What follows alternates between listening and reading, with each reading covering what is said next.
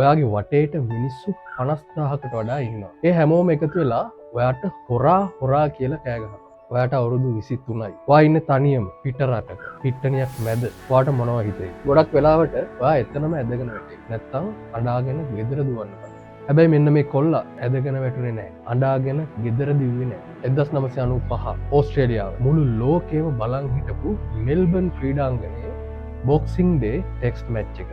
මේ තරුණයා බෝලේ අතරගත්ත විතරයි. විනිසුරුවරයා විසිල් එකක් ගැහුවා. නෝ බෝල්. එක වතාවක් නෙවෙයි. පිට 7 වතාවක් එයාට නෝ බෝල් කිව්වා. මුළු ස්ටේඩියම් එකම එයාට ටෝව දමලා ගහන්න කියලා අපහාස කරා. ඒක ප්‍රසිද්ධිය කරපු අමුම අපහාසයක්. එදා ඒ සිද්ධියෙන් පස්සේ ලෝකෙ ගොඩක් අය කිව්වේ මෙයාට ආයෙ ක්‍රිකට් ගහන්න දෙන්න එපා කියලා. අන්තිමට ලැබ් වලට ගිහින් ඇඟට මැෂින් හයි කරලා මෙයාට ඔප්පු කරන්න සිද්ධ වුණා මම වංචාකාරයෙක් නෙමෙයි කියලා. හිතන්න ඒ මානසික පීඩනය හැමෝම ඔයාව ප්‍රතික්ෂේප කරද්දී ඔයා කොහොමද ඔළුව උස්සන් ඉන්නේ? ඔයත් ඔෆිස් එකේ ලොක්කා ඔයාට බැන්නම ඔයා කරන බිස්නස් එකේ පොඩි වැරද්දක් වුණාම ඔයාගේ ජීවිතේ මොනවම හරි මේ වගේ කඩාවැටීමක් වුණාම ඔයා මුළු ජීවිතේම එපා කියලා අතහැරලා දානවා. මේ මිනිස්සයා එදා මුළු ලෝකෙ ඉස්සරහම අන්ත අසරණ වුණා. ඒත් එයා අතහැරියේ නෑ. එදා නෝබෝල් කියලා එළවපු ඒ කොල්ලා පස්සේ කාලෙක ඒ පිට්ටනියටම ආවා. ඒත් එදා එයාට හොරා කියපු මිනිස්සුම නැගිටලා එයාට අප්පුඩි ගැහුවා. විකට් 100ක් නෙමෙයි.